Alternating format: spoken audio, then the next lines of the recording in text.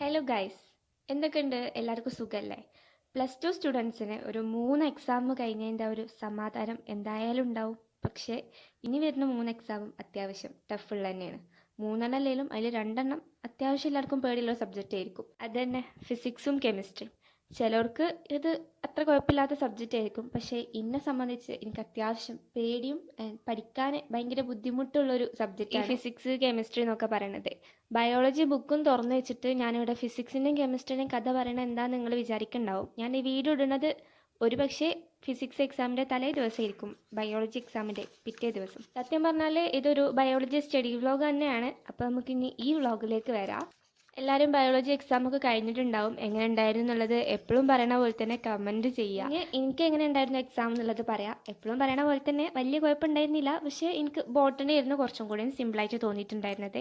അത് ക്വസ്റ്റ്യൻ പേപ്പറിനെ ഇതാക്കിയിട്ടല്ല, ഞാൻ പഠിച്ചതിനനുസരിച്ച് തന്നെ പറയേണ്ടി വരും. ഞാൻ ബോട്ടണിക്കായിരുന്നു അത്യാവശ്യം ഇമ്പോർട്ടൻസ് കൊടുത്തിട്ടുണ്ടായിരുന്നത്.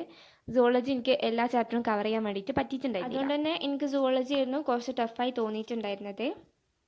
പിന്നെ ഞാനിപ്പോൾ ന്യൂസ് പ്രിൻറ്റിൽ എഴുതിക്കൊണ്ടിരിക്കുന്നത്, ഞാൻ കഴിഞ്ഞ വീഡിയോയിലായിട്ട് പറഞ്ഞിട്ടുണ്ടായിരുന്നു തോന്നുന്നു ഈ ഒരു ടിപ്പ്.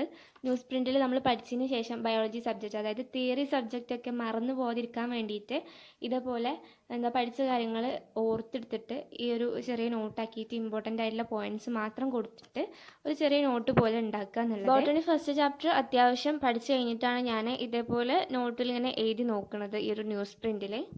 ബോട്ടണി ഞാൻ സ്കൂളിൽ നിന്ന് തരുന്ന നോട്ട് നോക്കിയിട്ട് തന്നെയാണ് പഠിച്ചിട്ടുണ്ടായിരുന്നത്. അത്യാവശ്യം നല്ല നോട്ടാണ്, നമുക്ക് എല്ലാ പോയിൻറ്റ്സും ഉണ്ട്. എന്നാൽ ഭയങ്കര കുറേ ഇരുന്ന് എഴുതണ്ട, ഭയങ്കര പോയിൻ്റൊക്കെ ആയിട്ടാണ് നമുക്ക് നോട്ട് തന്നിട്ടുള്ളത്. അപ്പോൾ അതുകൊണ്ട് തന്നെ ബോട്ടണി ഞാൻ അത് നോക്കിയിട്ട് പഠിക്കും. സുവോളജി ഞങ്ങൾക്ക് അങ്ങനെ നോട്ട് തരലില്ല. ഇടയ്ക്ക് ഹോംവർക്കായിട്ട് ക്വസ്റ്റ്യൻസ് തരും ഓരോ പാഠം എടുത്തു കഴിഞ്ഞാൽ. അങ്ങനെ മാത്രമേ നോട്ടുള്ളൂ, ഒരു ഡീറ്റെയിൽ ആയിട്ടുള്ള നോട്ട് തന്നിട്ടില്ല. അപ്പോൾ അത് ഞാൻ ഫോണിൽ ഗൂഗിളിൽ PDF നോക്കിയിട്ടാണ് പഠിക്കലുണ്ടായിരുന്നത്.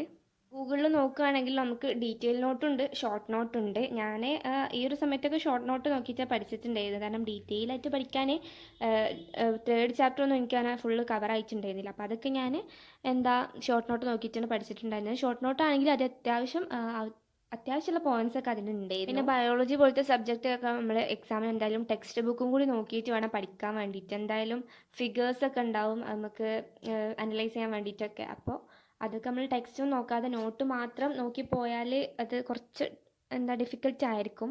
ടെക്സ്റ്റിലാകുമ്പോൾ നമുക്ക് ആ ഒരു ചിത്രമൊക്കെ അത്യാവശ്യം നല്ല രീതിക്ക് തന്നെ ഉണ്ടാവും. അപ്പോൾ അത് ഫിഗേഴ്സൊക്കെ എപ്പോഴും പഠിക്കുക.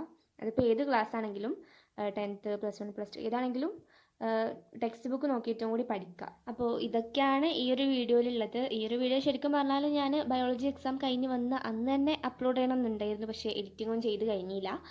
അപ്പോൾ വീഡിയോ ഇഷ്ടപ്പെട്ടാൽ ലൈക്ക്, ഷെയർ ആൻഡ് സബ്സ്ക്രൈബ്.